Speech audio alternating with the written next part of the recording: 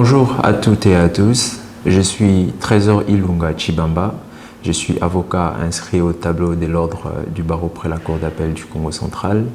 Je vais à travers cette vidéo faire un résumé de mon article intitulé « La prise à partie, procédure d'obstruction est déguisée pour échapper à la compétence exclusive de la CCJA ».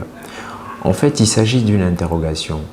Est-ce que la procédure de prise à partie fait obstruction à la compétence exclusive de la CCJA de casser les décisions appliquant les actes uniformes?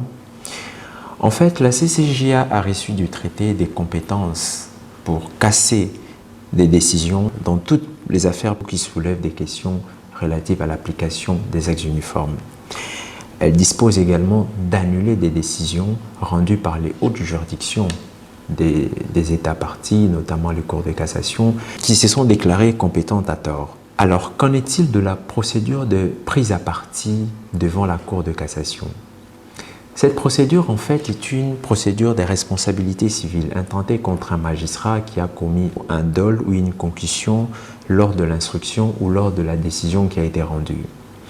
Alors, il faut signaler que le dol que ces magistrats peuvent commettre peut être apprécié selon le droit interne, selon le droit positif congolais.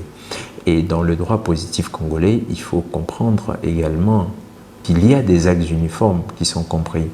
Ces actes uniformes forment ce qu'on appelle en droit administratif le bloc de légalité.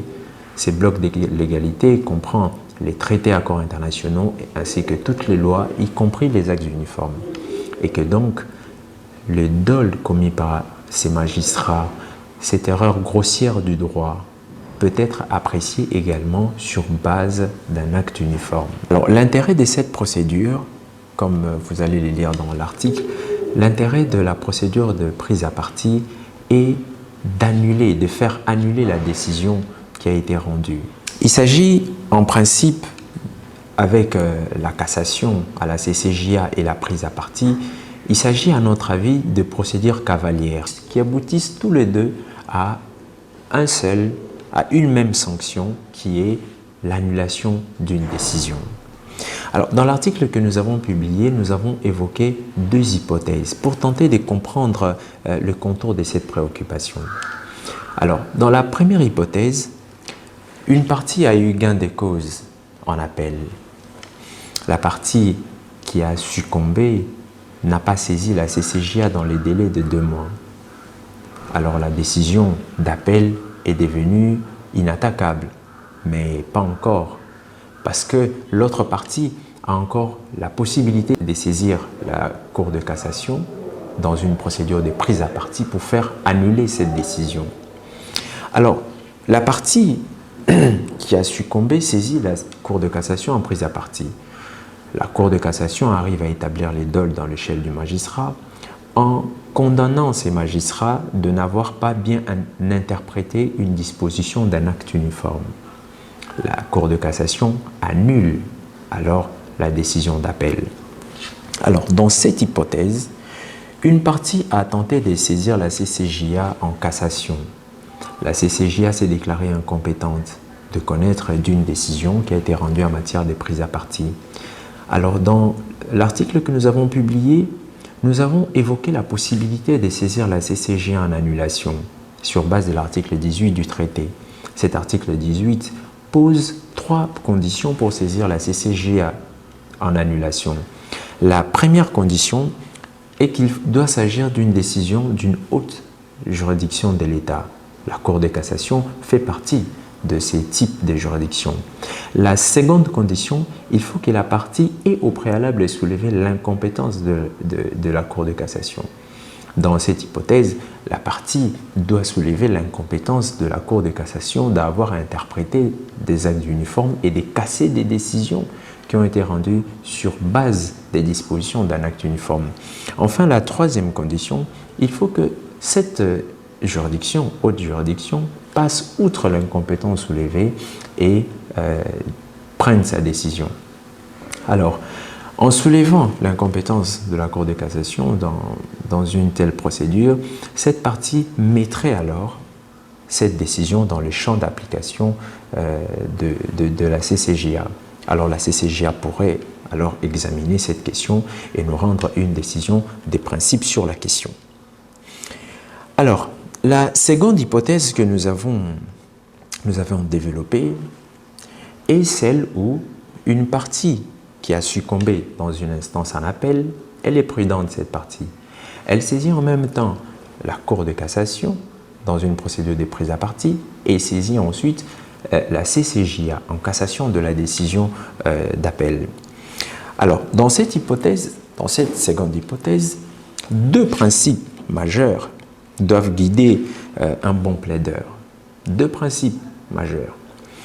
Déjà, il faut noter qu'il n'y a pas litispendance parce qu'il s'agit de deux matières différentes. De l'autre côté, il s'agit d'une procédure de prise à partie et de l'autre côté, il s'agit d'une procédure de cassation. Donc, on ne peut pas parler de litispendance ici. Alors, les deux principes sont contenus dans les articles 16 et 20 du traité. Premier principe qui va guider un bon plaideur est ressorti dans l'article 16 du traité.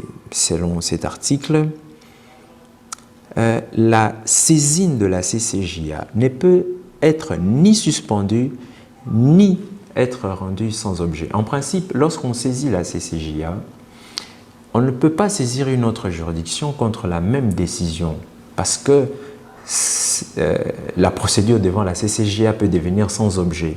Alors que cet article 16 pose les principes selon lesquels la procédure devant la CCJA ne peut être ni suspendue ni être sans objet par une quelconque saisine d'une juridiction interne. Alors, la seconde hypothèse contenue dans l'article 20 du traité, cet article dispose, je vais le lire in extenso, les arrêts de la CCJA ont l'autorité de la chose jugée et la force exécutoire. Aucune décision contraire à un arrêt de la CCJA ne peut faire l'objet d'une exécution forcée sur le territoire d'un État partie. Alors, sur cette base, si la CCJA confirme en cassation la décision qui a été rendue, la procédure des prises à partie sera sans objet parce que ces magistrats n'auraient pas commis les dol, ils auraient appliqué la loi telle que ça a été écrit.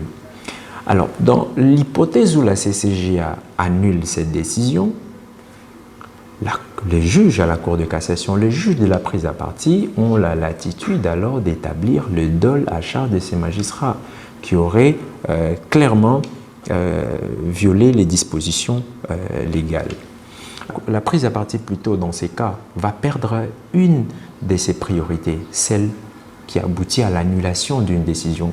Mais cela n'est pas si grave, parce que l'article 215 de la Constitution pose les principes de la supériorité des textes internationaux sur nos lois internes. Merci d'avoir suivi cette vidéo. Nous vous invitons à visiter nos websites OVK Law Firm, Doc et Juris, Legal RDC pour plus d'informations.